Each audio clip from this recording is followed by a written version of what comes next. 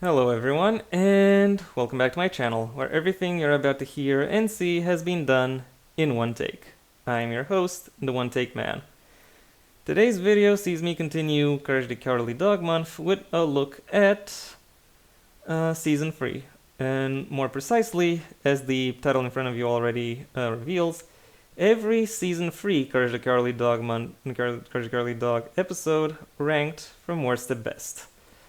I previously stated that season 3 is the worst season of Courage the Cowardly Dog, but even then, the average episode quality isn't actually that much lower than that of the rest of the seasons. There are just a bunch of episodes that are relatively close together that kind of soured the impression I get of the season as a whole. Looking back on it, it's not really as bad as I assumed it would be. With some episodes that I would say actually measure up to some of the best from the other seasons as well. Nevertheless, there are still some stinkers out in this one, and throughout this video I'm going to show all of them to you. Starting unfortunately with the tail end on quality, because that's how a list like this goes. Without too much further ado, it's time I delved into it. Starting with number 26, Snowman's Revenge, or should I say Snowman's Revenge.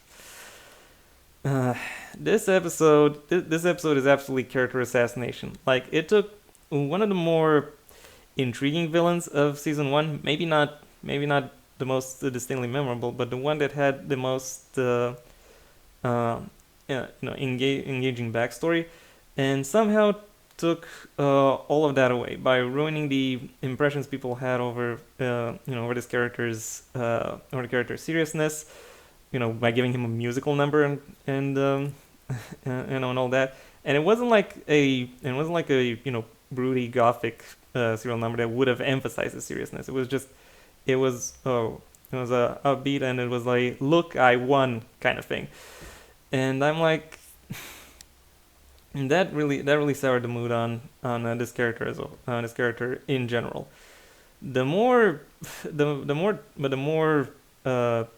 serious issue that this episode makes comes right at the end with its resolution, where Courage simply patches up a hole in the ozone layer with thread and needle, if I may say so myself. And then not only does the snowman's home like magically become a frozen wasteland again, but his extended family also comes back to life. And I'm like, really, you've taken all the things that make this character tragic and exciting and distinctive within this within this villain roster, and you take all of that away. Are you really going to ruin your own character to that extent? This is just like this is just character assassination, and I'm sorry to say, Snowman deserved better for for the occasion when he would come back. So yeah, for that reason, number 26. And number 25, Watch the Birdies. This is kind of in the same vein as Little Muriel from season 1, where it's basically the babysitting episode, though with a little with some higher stakes, because the character who assigns the babysitting actually presents a threat towards the main character. And also there is a secondary thread that comes up with regards to the main characters that they have to face. But other than that, it's but even in spite of that, it's not a particularly interesting episode. Like, at least Little Muriel, annoying as she was, she actually had some level of charisma, whereas the birdies really don't. And really, I can't help but feel like every character has been shafted by this episode. Anyway, moving ahead, at number 24, So in Louvre Are We Too? I used to think this was the worst episode of Courage the Cowardly Dog when I first saw it, but having seen the previous two, I changed my mind. It's still among the worst, but it's not as bad as I assumed. There is actually some variety. Like I said, the basic idea is actually quite interesting of uh, paintings coming to life and replacing Eustace and not just paintings, but works of art in general, and then replacing Eustace and Muriel uh, and just roaming around trying to have fun. I do appreciate that. I do appreciate the characterizations that both the Thinker uh, and Mona Lisa were given. But beyond that, there wasn't really a lot that other works of art were capable of doing, and uh, and really the threat that they present is more or less incidental. So unfortunately, there isn't a lot that this episode does with its premise. So because of that, it only goes to number 24. And number 23, The Ride of the Valkyries, the worst of the normal episodes. I think I've said it before. Uh, there is that Journey to the Center of the Earth from season one uses Flight of the Valkyries better than the episode actually featuring Valkyries. And the retelling of the saga, insofar as Dilworth was willing to commit to it here, was kind of mid, and kind of quite obvious once you consider what was going to happen. So yeah, I can't help but think that there could have been something more interesting done with various aspects of Norse mythology, even if not the maybe not the recognizable ones. Maybe you just wanted like the humor of having like uh, plump Valkyries, but still, this episode could have been more. At number 22, we've got Muriel meets her match. Like, in spite her name being in the title of this episode, this is actually one of the worst Muriel episodes ever. The one where her niceness really is played as or portrayed as just being gullibility, and that really shortchanges, and that really damages uh, her reputation as an interesting character. And yeah, also the climax was kind of mid, because aside from I do appreciate the idea of a Bonnie and Clyde uh, style villain showing up in Courage the Cowardly Dog, because that is uh, part of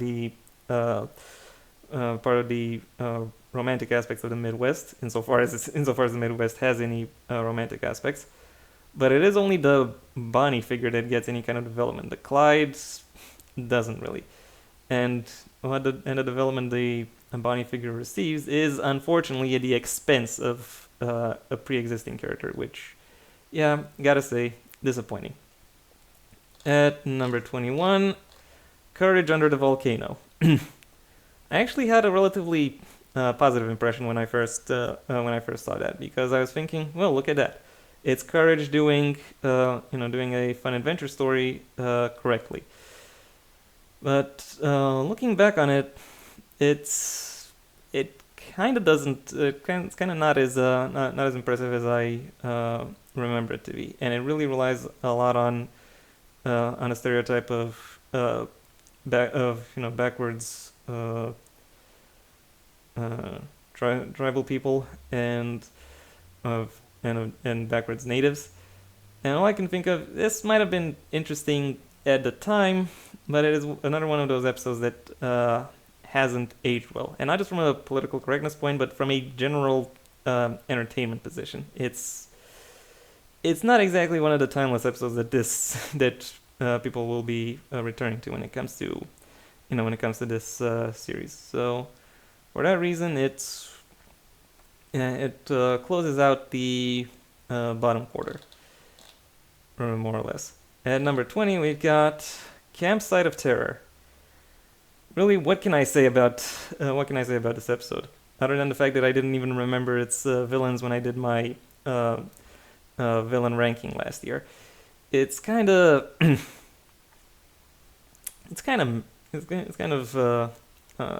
unintriguing, and it's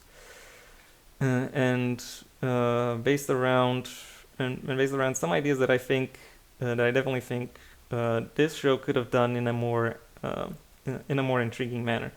Like, it could have done something more exciting with the idea of monsters lurking in the depths of the forest. And in fact, it has actually. I think. I'm not exactly sure when, but I think it could have. So yeah, unfortunately, a huge missed opportunity from a conceptual standpoint, and also from an execution standpoint, because this episode is quite unmemorable. It's not bad, but it is overall unmemorable. At number 19, The Curtain of Cruelty. The idea of this is more intriguing than the actual way the episode is carried out, where you got this curtain or wave of energy that washes through the town of nowhere and makes everyone become cruel. That's an interesting idea, and it's carried out in some interesting ways when looking at the episode. Then the resolution is kind of meh. Not there, and really there isn't really much I can say about this, which I guess is an improvement. I can't think of it. I can't think of any. Even if I can't think of anything of a lot of good things to say, there isn't really a lot of bad I can say about it either. Still, moving ahead. At number 18, we've got Tulip Swarm. Tulip Swarm, or whatever, however you're supposed to say that name. I'm kind of going for something like right now. I will admit this episode is another one where I forgot who the villains of it were when I made my ranking, and looking back on it now, I still think it was even in my second viewing it was kind of unremarkable, kind of boring, except for that resolution. That huge out of left field reveal about that.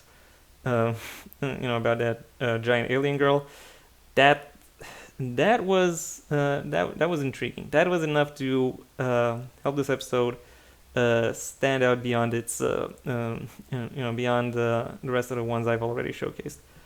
However, when looking at the episode itself, outside of that reveal, I still can't really say anything about it. Anything that would salvage it. That would make it more intriguing. So for that reason, it only goes so far as number 18. At number 17, we've got Angry Nasty People. This is arguably the first, the first on this list, but chronologically the second of the Showbiz is a Glamorous Lie episodes. And I think it most directly parallels the emergence of reality TV that became, quite a bit more popular around that time with shows like The Real World and Big Brother, and I'll say some of the stuff that Discovery was and the Discovery Channel was putting out about regular people,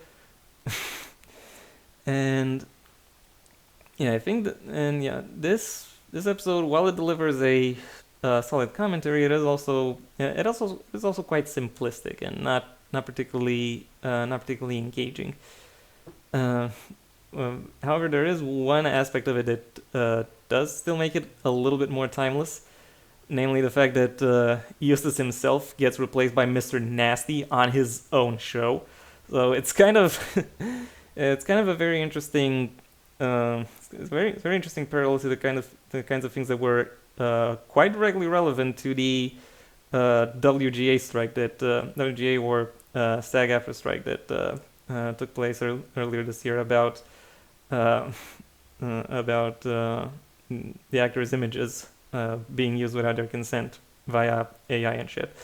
So yeah, well, so yeah, odd, but still oddly prophetic aspects notwithstanding.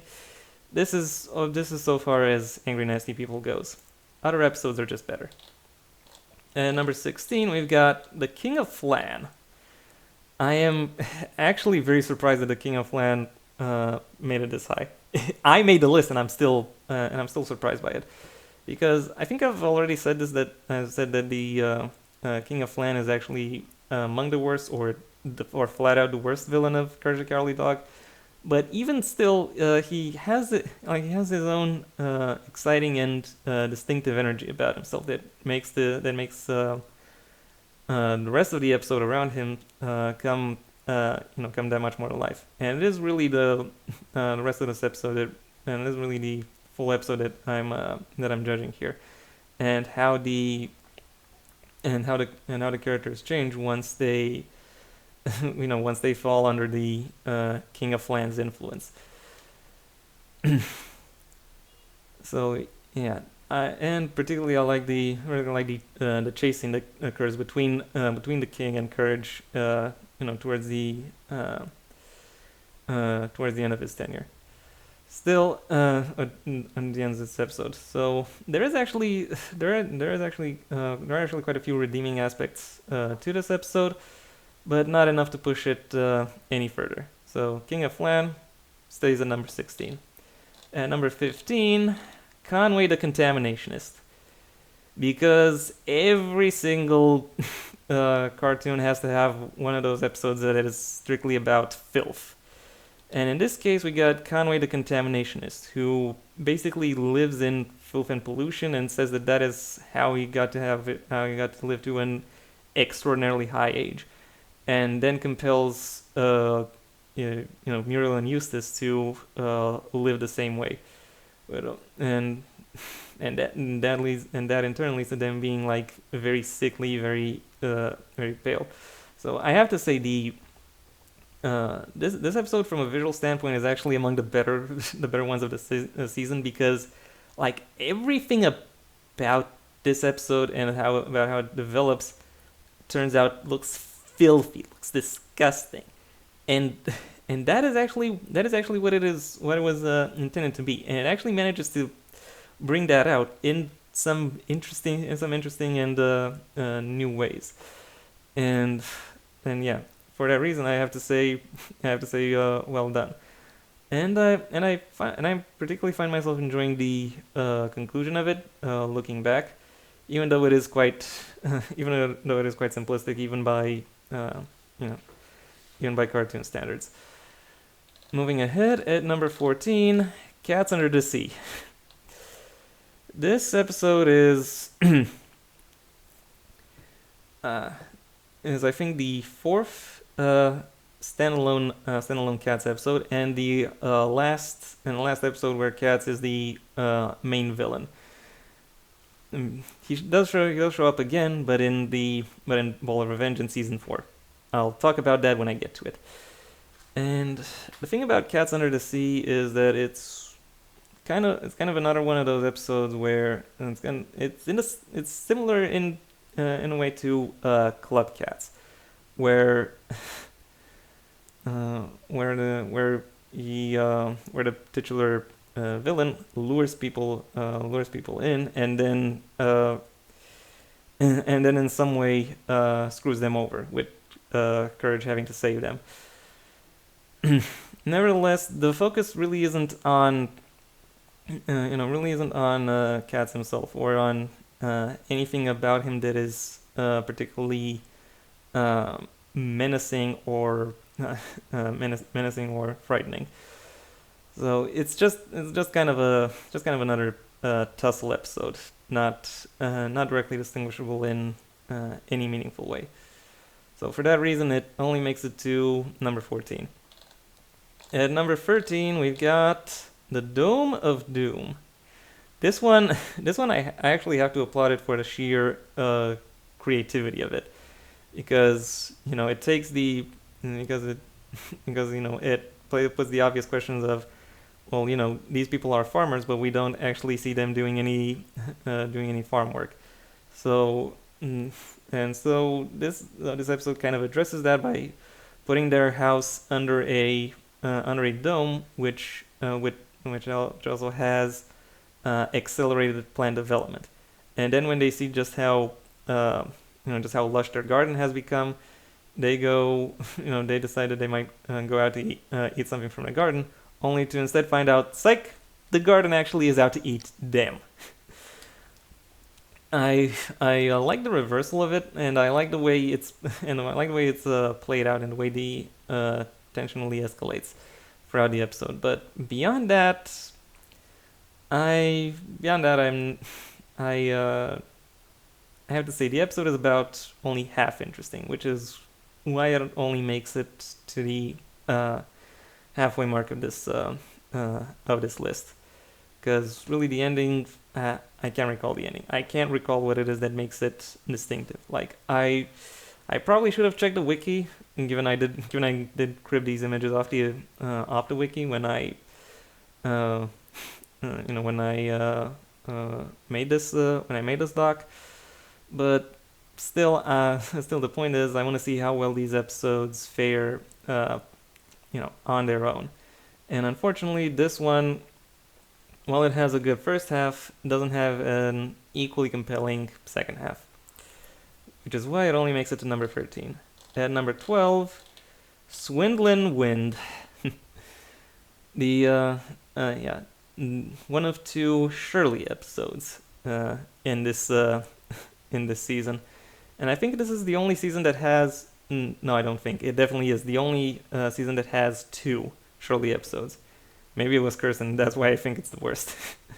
But still, her episodes are actually both in the top half of this list, so one could argue it's not directly her fault. And with Swindlin' Wind, the idea is Eustace has tricked Shirley into giving away something valuable, and so she places a curse on him that that Muriel would constantly try to shortchange him, and in turn that kind of leads to an arms race between him and Muriel, who would shortchange who the most. That humor really is the one thing that really I'll say elevates this episode, and the opportunity for Muriel to act out of character, or the opportunity for Thea White to go a little bit beyond script and act out of character. So the resolution is kind of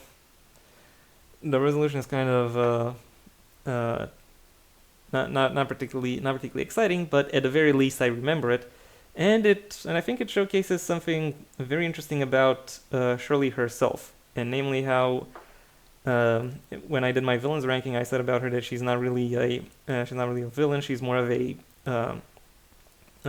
gray figure, because she doesn't actively seek out to antagonize the Bag family, but she does cause it. But she will fuck with them if they fuck with her, and the conclusion of this episode, where she lifts the curse, pretty much showcases that. It showcases that she's not just plainly cruel or plainly negligent. She does actually have some capability of self-reflection that makes her, and that adds a bit more mystique to her character, and makes her more distinctive, more memorable. Moving on, at number 11 we've got Fishy Business. Yeah, somehow this this story that is set, this show that is for most of its run set in the middle of a desert, has a lot of has at least one ocean-themed horror story. Funnily enough, there are three in this season. The other two are coming up. Sorry about that. And I have to say, but still, of these, I have to say this one is the weakest. it actually has a pretty strong premise about fish being pissed off that that the people who live on dry land are screwing with their environment, and they decide, nope, you've lost your place. Now it's time for fish supremacy, baby. And the thing I don't really get is why do they start with these residents of a freaking farm in the middle of a desert? Like, aren't there other targets that would more directly attract your attention? Like, even if you're crazy, or even if you're doing like a proof of concept, why go why go there? The actual the actual content of the episode uh, is done quite well, and the pacing is quite interesting. The designs are eye catching, but beyond that, this episode only goes so far, just missing out the top 10. At number 10, we've got Hard to Drive Courage. I have to say, I particularly appreciate uh, the main premise here. It's something that I think what's his name, SF Debris, uh, played around with when talking about science fiction. That some of the best stories of science fiction are the ones where you take a technology that people rely upon within your setting, and then ask, what if it goes wrong? This is this is what this episode does. Arguably, Mega Muriel the Magnificent also tackled that, but this does it in a more sedate manner, where the computer courage relies upon, all of a sudden, gets a virus, and it's up to courage to figure out, how to address it. This episode actually takes a lot of its a lot of the credit I give to this episode actually goes to the 3D sequence that is in this that is in it when Courage first scans himself in order to be able to enter the computer, and and I have to say I particularly like the 3D animation that shows up on that occasion. But however, the episode doesn't from that point forward stay as 3D. It goes into showcasing a digitized Courage, and I particularly like the humor of the virus himself being being sick, and so Courage decides to heal him Courage decides to fix the computer by healing the virus. At which point the virus just goes away, and the computer is fine again, because reasons. Also, there's an ambulance driving by, so if you hear some noise, it's because of that. Anyway, it's going, so now I can move on to the rest of my list. At number 9, we've got Feast of the Bullfrogs.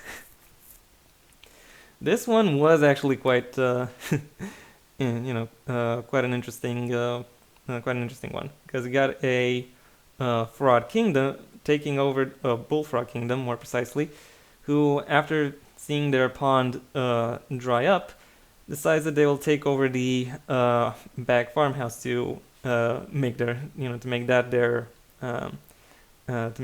pond.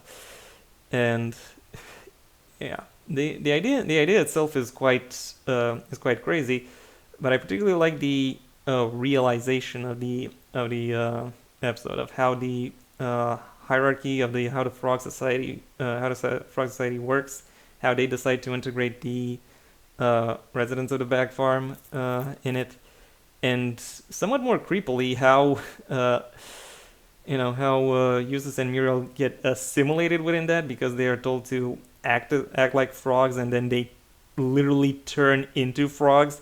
So it's that weird Lovecraftian influence that these frogs have that really makes this episode quite distinctive. Unfortunately, the climax isn't as compelling. It is memorable, but it's not as compelling. Like, Courage finally finds the Courage, haha, to face off against the frogs when they when they decide they want to cook Eustace and Muriel's legs. And at that point, he just decides to grab them all and throw them away.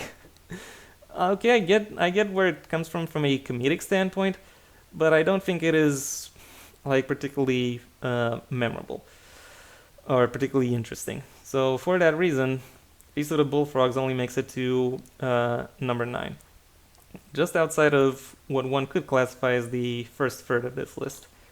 At number 8, Scuba Scuba Doo, because calling it Scuba Dooba Doo would have been too on the nose.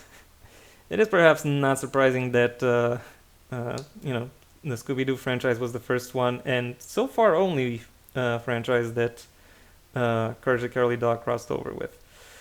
And I think this episode doesn't really prove why that's the case, but it does still showcase an interesting little ocean adventure story where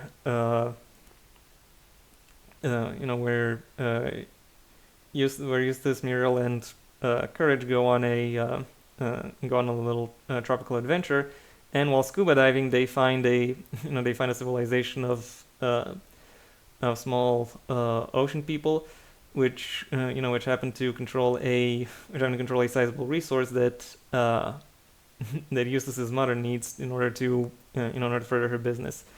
And from that point on, it's basically more of an action adventure piece where Ma tries to get that resource, and Courage tries to stop her. It is a fun episode. It is somewhat unfortunate it wastes Eustace, but then again, there aren't in general there aren't really a lot of episodes that really know how to utilize Eustace aside from as mainly an incidental character. Anyway, moving ahead, at number 7 we've got Night of the Scarecrow. Don't be taken aback by this title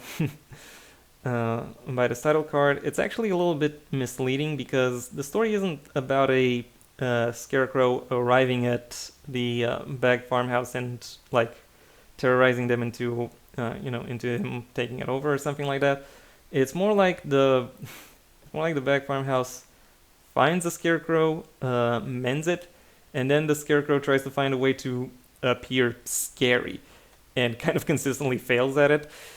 Only for Muriel to then turn around and tell it, "Have you tried not being scary? Is there anything else you'd be interested in?" And the scarecrow is like, "Oh yeah, there actually is." So yeah, it's perhaps not particularly memorable from a from a narrative standpoint, but I have to say I do find myself intrigued by the way the narrative itself twists and turns, and by how and I have to say the design of the actual scarecrow itself and how it changes in order to become scarier is is quite interesting to behold, and quite entertaining as well. But however, not entertaining enough to go any further. At number 6 we've got Stormy Weather. Another episode where Courage is facing off against the literal freaking deity. And I'm not sure if this counts as an ocean. No, I don't think this counts as an ocean or water themed episode. I'm pretty sure it's coming up soon. Though I can't exactly remember when. Still, Stormy Weather is an episode where a storm goddess arrives at the Bag farmhouse because it thinks that Courage is the dog that she lost. And once she is denied the opportunity to get Courage, she throws a whole bunch of temper tantrums because she has a stormy demeanor, haha. And so Courage sets out to find find her dog. She finds him, she brings him back, and oh what a nice resolution. It's a pretty typical episode as far as the messaging of Courage the Cowardly Dog is concerned, about empathy and about and about assisting those around you. Even if they at times cause trouble. But however, beyond that, and also I have to say I appreciate the what gets done with the actual with the goddess herself, and what it is that she brings to the dynamic of the episode. Still not enough to put it in the top 5, but still pretty good. At number 5, we've got Courage versus Mecha Courage. This is the episode that most directly places D. Lung in the position of a villain, because he's like, oh, Courage isn't a good dog, so I'll just build a better dog, and he builds a robot Courage that takes over the Bag household, and it's in how helpful it is, and Courage decides to fight it in a Coliseum, hence the title card background, and in that gladiator fight, Courage basically gets continuously beaten, and then D. Long isn't really helping at all by going, go screw yourself, you little fuchsia dog. The dog I built is better than you. And Courage is like, no, it's not. And then he just perseveres until Mecha Courage, gives out, I could say. And yeah, and this one really, most of what makes it interesting comes from the somewhat darker humor that is aimed at Courage, but primarily by the fact that he perseveres through it, and for the comeuppance that D. Lung gets right at the end. So yeah, that makes this episode that much more distinctive, that much more memorable. At number 4, we've got Record Deal. I kind of forgot that this one made it this high. Made it this highly, and this is the second Shirley episode on the list. The first chronologically within the season, and arguably the first Showbiz is a Glamorous Lie episode of the season as well. It's it's about a haunted record housing the spirit of a, I suppose, dead singer or dead performer, and once that record is played, the spirit of that singer comes out, and then puts Muriel in his record, and then smashes it. And then that singer decides to go on tour, and Eustace becomes his manager. I appreciate the fact that it actually took both Shirley and the computer to turn him to finally defeat him, and I like that he is more of a charismatic, perhaps arguably more. Sorry about that. Time you got muted. Okay. Going back. So yeah, I do appreciate how it's just what it takes to take him down, and I also think that his overall design and motivation arguably makes a little more sense, makes him more understandable, almost sympathetic within the villain roster. And I have to say the resolution is quite memorable as well. It's basically the same as the beginning of the episode, only in reverse, but it works quite well, and it makes for an interesting episode, even though it doesn't crack the top 3. At number 3, we've got The Sandman Sleeps. If I had a nickel for every time a Cartoon Network original does an episode where the Sandman is in some way incapable of falling asleep, I'd have 2 nickels that I know of. Which is not a lot, but it's still weird that it happened twice. The other one where it happened is the Powerpuff Girls. In case you're in case you're curious. Um, I kind of want to say that the Powerpuff Girls episode is better for for various reasons. However, this one also serves its purpose quite effectively, where we have this Sandman figure who is chronically incapable of falling asleep, and so he decides to steal Muriel's sleep because it is so rewarding. I have to say I appreciate the design of the Sandman. I appreciate just how and I appreciate the more playful, the more playful nature that goes into his demeanor and his presentation. He is he is very much a cross between Neil Gaiman Sandman and Peter Pan, which I have to say makes for a very entertaining makes for a very entertaining figure. And then you look at how Courage himself actually cares for Muriel, which does add a layer of tragedy to the episode, because I'm pretty sure there are at least a few children who will have seen their grandparents falling to several cognitive diseases like like dementia, like Alzheimer, like etc. And I imagine to some extent seeing this would have been would have been somewhat similar to what it is that they've encountered.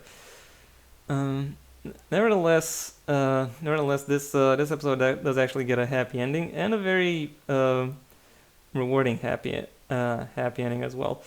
One that one that I can't help but one that I can't help but enjoy watching and discussing. So for that reason, the Sandman Sleeps makes it to number 3, and the bronze medal. At number 2, silver medal goes to Mondo Magic. I kind of suspected this one would end up in the top half of this list, but not necessarily number 2. However, when looking at its components, it actually makes sense, because the villain is quite menacing. The villain is quite menacing. The plan he sets in place has some really genuinely horrific consequences to it. Like you're genuinely worried about what's going to happen next, and then the full presentation aspect of this episode, and of how it changes and how it evolves, really makes for an interesting episode to view and to contemplate. One I definitely had fun looking at. So for that reason, Mondo Magic makes it to number 2. And number 1, perhaps unsurprising, The Quilt Club. Like I've already sung the praises of this episode, on another occasion, and all I can say is that that even at this last viewing, it still holds up quite well. Like the menace the Stitch Sisters present is palpable. The designs and the animation that flows into the creation of this episode is eye-catching and genuinely disturbing when you actually consider it. And all I can say is wow. Also, the way it's paced and the way it builds upon its horror. There are still some aspects about it that are kind of shaky and would keep me from ranking it that much higher on a general list. But however, within season 3, it is without a shadow of a doubt the best episode. And yeah, that was my ranking of all season 3 episodes. Thank you for your attention. If you enjoyed it, well then please leave a like, maybe even share this video wherever you think other people will like it as well. If there is anything you'd like to add to the to any of the episodes or to how I rank them, that's what the comment section is for. And if you want to see when my next video gets released, well then please subscribe. And ideally also ring the bell or do whatever else YouTube will ask of you in order to keep you notified. I also have a main channel where I talk about book-related and literature topics, a link to which you will find in the description down below, right past my social media links, which I suggest you check out should you choose to. Additionally, you can support me on Patreon, where, depending on the level at which you pledge, you will also be able to receive early access to videos and scripts, both for this channel and the aforementioned main one. Until next time, I have been the One Take Man.